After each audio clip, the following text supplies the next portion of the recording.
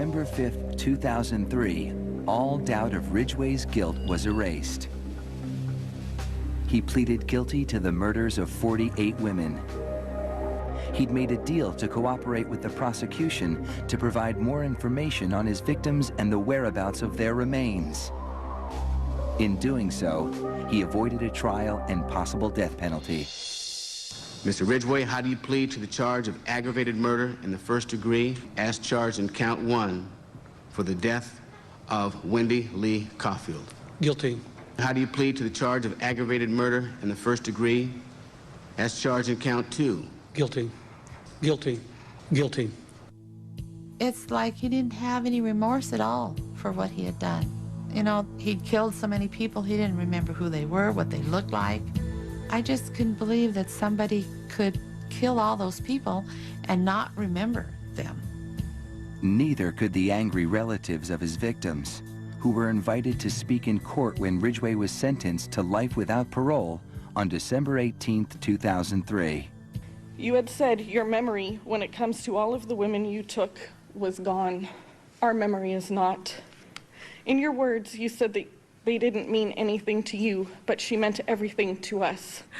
She was a mother, she was a wife, she was a sister, and we miss her. Gary Ridgway sat there stone-faced as victims' relatives damned him and mocked him. He's an animal. I wish for him to have a long, suffering, cruel death. He's gonna go to hell, and that's where he belongs.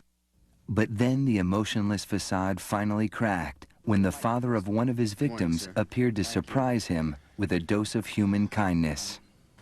Mr. Ridgway, there are people here that hate you. I'm not one of them.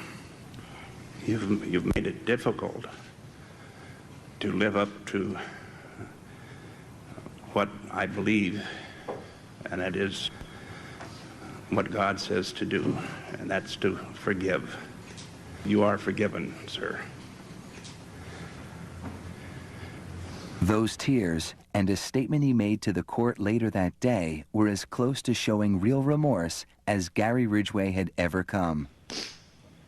I'm sorry for killing these ladies. They had their whole lives ahead of them. I'm sorry for causing so much pain to so many families. To me, this was all about the victims, and